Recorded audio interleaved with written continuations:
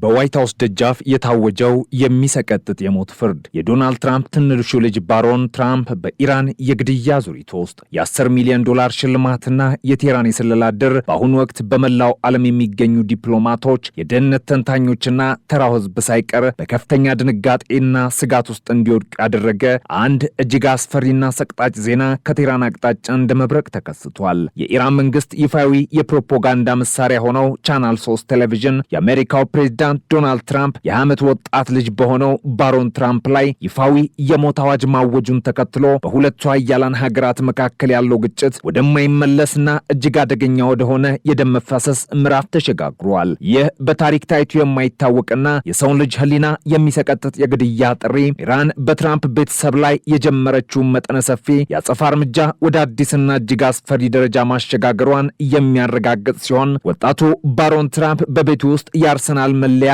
ማሊያ ለብሶ የቪዲዮ ጨዋታ በሚጫወትበት ቅጽበት ሳይቀር የቴህራን የስለላ መዋቅር እያንዳንዱን እንቅስቃሴውን በጥቁር መነጽርና በዘመናዊ ክትትል መሳሪያዎች እየተከታተለው መሆኑን በዓለም ፊት በይፋ አውጇል። ይህ በቴህራን አደባባዮችና በመገናኛ ብዙሃን የተላለፈውና ባሮን ትራምፕ የትና እንዴት እንግደለው የሚል ዘግናኝ ርዕስ የተሰጠው ዘገባ በቀላሉ የሚታይ የፖለቲካ ትርዕስ ሳይሆን እጅግ ጥልቅ የሆነ የስለላ መረጃን፣ የአርቲፊሻል ኢንተሊጀንስ ቴክኖሎጂንና የክፋት ጥግን ያካተተ ይፋ የግድያ ማዘዣ ነው። ዘገባው በግልጽና በማያሻማ ሁኔታ እንደሚለው ባሮን ትራምፕን አድኖ ለገደለ ወይም ግድያውን ላመቻቸ ማንኛውም አካል የ10 ሚሊዮን የአሜሪካን ዶላር ወይም ከ7.3 ሚሊዮን የእንግሊዝ ፓውንድ በላይ የሆነ ግዙፍ የገንዘብ ሽልማት በኢራን መንግስት ተቆርጦለታል። ይህ በአንድ ገና ህይወትን መቅመስ በጀመረ ወጣት ተማሪ ላይ የተጣለው የሞት ሽልማት ኢራን በፕሬዝዳንት ትራምፕ ላይ ያላትንና ለዓመታት ሲብላላ የቆየውን የመርዘኛ ቂም በቀል ጥማት ለመወጣት ምን ያህል ርቀት ለመጓዝ እንደቆረጠች የሚያሳይ ሲሆን የግድያ ዕቅዱ ወጣቱን ባሮን በዲጂታል ዓለም ውስጥ ሳይቀር አድኖ ለመያዝ የተዘረጋ መሆኑን ዘገባው በዝርዝር ያትታል። በቴሌቪዥን መስኮት በቀረበው በዚህ የሚሰቀጥጥ ዘገባ ላይ በአርቲፊሻል ኢንተሊጀንስ የታገዙና የባሮን ትራምፕ ምስል የሚያሳዩ አጫጭር የቪዲዮ ክሊፖች የቀረቡ ሲሆን ወጣቱ በኒውዮርክ በሚገኘው የትራምፕ ታወር ሰማይ ጠቀስ ህንፃ ውስጥና በሚማርበት የዩኒቨርሲቲ ግቢ ውስጥ የሚያደርጋቸው እንቅስቃሴዎች በካርታ የታገዘ ዝርዝር ትንታኔ ተሰጥቶባቸዋል። ከሁሉም በላይ ደግሞ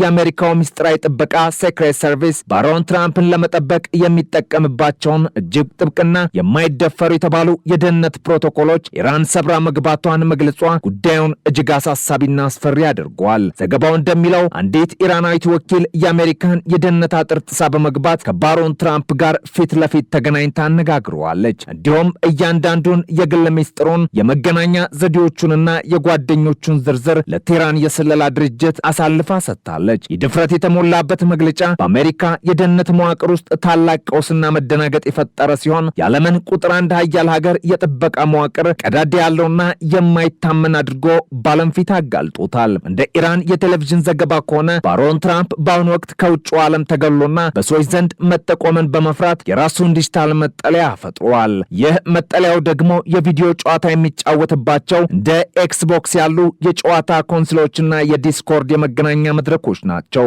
ኢራን በእነዚህ ሚስጥራዊ መገናኛ መስመሮች ውስጥ ሰርጋ በመግባት የባሮን ትራምፕን የተጠቃሚ ስምና የግል ውይይት መድረኮችን በሚገርም ሁኔታ ማግኘቷ ተገልጿል። ይህ ደግሞ በየትኛውም ቦታና ሰዓት ሊደረስበት እንደሚችል ለዓለም ገዳዮች የተላከ ግልጽ መልእክት ነው። ትራምፕን የሚቃወመው በሚሊዮን የሚቆጠሩ የፊፋ ተጫዋቾች ከኛ የ10 ሚሊዮን ዶላር ሽልማት ለመቀበል እየጠበቁ ናቸው የሚለው የዘገባው ማጠቃለያ የግድያ ጥሪው በዓለም ዙሪያ ያሉ ወጣቶችንና የበይነመረብ አርበኞችን ለማነሳሳት እንዲሁም ወጣቱን ባሮን በጨዋታ ዓለም ውስጥ ሳይቀር እንዲታደን የታለመ መሆኑን ያሳያል። ይህ በባሮን ትራምፕ ላይ የተሰነዘረው አስፈሪ ዛቻ የመጣው ባለፈው ወር ቀዳማዊት እመቤት ሜላኒያ ትራምፕን ኢላማ ያደረገ ሜላኒያ ትራምፕን እንዴት እንግደላት የሚል ተመሳሳይና ዘግናኝ ዘገባ መቅረቡን ተከትሎ ነው። በዚያ ዘገባ ላይ ሜላኒያ ትራምፕ በኒውዮርክ የምትጎበኛቸውን የፋሽን መደብሮች፣ የምታዘወትራቸው መንገዶችና የደህንነት ጥበቃዎች ያሉባቸው ድክመቶች በዝርዝር ቀርበው ነበር። ያ ዘገባ ሲጠናቀቅ ይህ ገና ጅማሬው ነው። ባሮን ትራምፕ ይጠብቀን የሚል አስገራሚና የክፋት ጥላ ያጠላበት ማስጠንቀቂያ ተላልፎ ነበር። አሁን ያ ማስጠንቀቂያ ወደ ተግባር ተቀይሮ ባሮን ትራምፕ ላይ የ10 ሚሊዮን ዶላር የሞት ሽልማት መታወጁ ኢራን በትራምፕ ቤተሰብ ላይ ከፈተችው የስነ ልቦና የሽብርና የደም ጦርነት ምን ያህል ስር የሰደድና ወደ ሌለሽ መሆኑን ያረጋግጣል። የዚህ ሁሉ መጠነ ሰፊ ጥላቻና የሞት አዋጅ ምንጩ ደግሞ የካቲት 28 ቀን 2026 2026 በአሜሪካና በእስራኤል ጥምር የአየር ድብደባ የተገደሉት የኢራኑ የበላይ መሪ አያቶላ አሊ ኻሜኒ መሆናቸው ግልጽ ነው። ኢራን ይህንን ድርጊት የማይቀር የታሪክ ጠባሳና የሉዓላዊነት መደፈር አድርጋ የቆጠረችው ሲሆን በታላቁ መሪያቸው ደም ምትክ የትራምፕ ቤተሰብ ደም ለማፍሰስ በመላው ዓለም ፊት ቃል ገብተዋል። በኢራን ጥብቅ የእስልምና ሕግ ቂሳስ ወይም የበቀል ፍትህ በሚባለው መርህ መሰረት የአንድ ሀገር መሪ ወይም ታላቅ ሰው ሲገደል ተጠያቂው አካልና ቤተሰቡ በሞት መቀጣት አለባቸው የሚል ጽኑ እምነት አለ። በመሆኑም የኢራን ከፍተኛ ባለስልጣናት ትራምፕንና ቤተሰቡን በደማቸው ካልቀጣን መሪዎቻችንና ህዝባችን ሁልጊዜም ተደብቀውና በውርደት መኖር ይኖርባቸዋል በሚል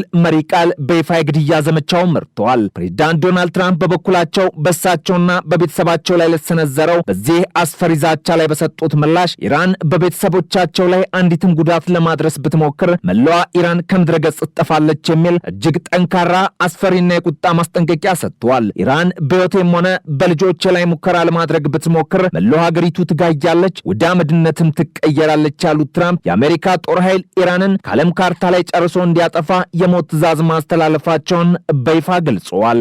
ይህ የዛቻና የአጸፋ ዛቻ ፍልሚያ ዓለምን ወደ ሶስተኛ የዓለም ጦርነት ሊገፋፋ የሚችልና በሚሊዮኖች የሚቆጠሩ ሰዎችን ሕይወት አደጋ ላይ የሚጥል ሁኔታ መፍጠሩም አያጠራጥርም። በተጨማሪም የኢራን ብሔራዊ ደህንነት ምክር ቤት ኃላፊ ሞሐሰን ረዛይ በቅርቡ በሰጡት መግለጫ አሜሪካ በኢራን ላይ የምታደርገውን የኢኮኖሚ ማዕቀብና ጫና የምትቀጥል ከሆነ ኢራን ጥቃቷን ወደ አሜሪካ ታላላቅ ኩባንያዎች፣ የነዳጅ ማውጫዎችና የንግድ ተቋማት እንደምታሰፋ ዝተዋል።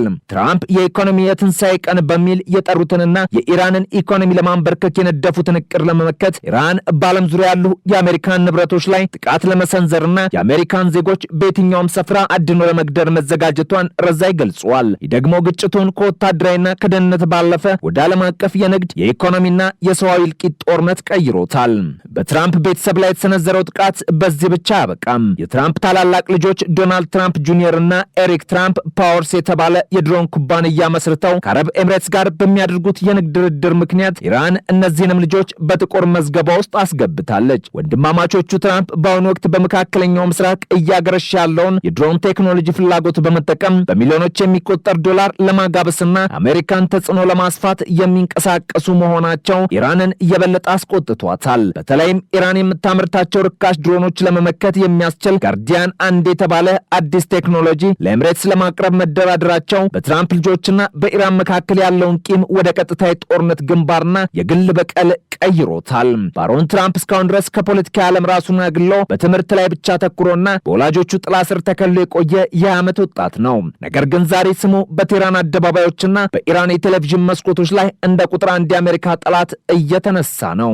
የኢራን መንግስት $10 ሚሊዮን ሽልማት ማወጁ ወጣቱን ባሮን በየትኛውም የዓለም ጥግ በሰላም እንዳይንቀሳቀስ አድርጎታል። የአሜሪካ ሴክሬት ሰርቪስ በአሁኑ ወቅት በባሮን ትራምፕ ዙሪያ ያለውን ጥበቃ ወደማይታመንና ታይቶ የማይታወቅ ደረጃ ከፍ ያደረገ ቢሆንም የኢራን የስለላ ድርጅቶች ግን የባሮን የትራምፕ መጨረሻ ሰዓት ደርሷል፣ ማምለጫም የለም በሚል ዛቻቸውን ቀጥለዋል። በኒውዮርክ የሚገኘው የትራምፕ ታወር ህንፃ ባሮን ትራምፕ የሚማርበት የዩኒቨርሲቲ ግቢና የሚጠቀምባቸው ዲጂታል መድረኮች ሁሉ ዛሬ የሽብር ግንባር ሆነዋል። ኢራን የባሮን ትራምፕን የቅርብ ጓደኞች ዝርዝር ሳይቀር ይፋ ማድረጓ በወጣቱ ዙሪያ ያለውን ማህበራዊ ግንኙነት ለማናጋትና ጓደኞቹን ጭምር በፍርሃት ውስጥ ለመክተት የታለመ ነው። በተለይም ታዋቂው የትራምፕ ደጋፊና የባሮን የቅርብ ጓደኛ ሆነው ቦሉደን ስሙ በኢራን ዘገባ ላይ መጠቀሱ የግድያ ሴራው ምን ያህል የተዘረጋና ሁሉንም የቤተሰቡን ወዳጆች ያካተተ መሆኑን እያመላክታል ብሏል። በባሮን ትራምፕ ላይ የታወጀው የ$10 ሚሊዮን የሞት አዋጅ የአሜሪካና የኢራን ግንኙነት ወደ አሰቃቂ የደም ማፋሰስ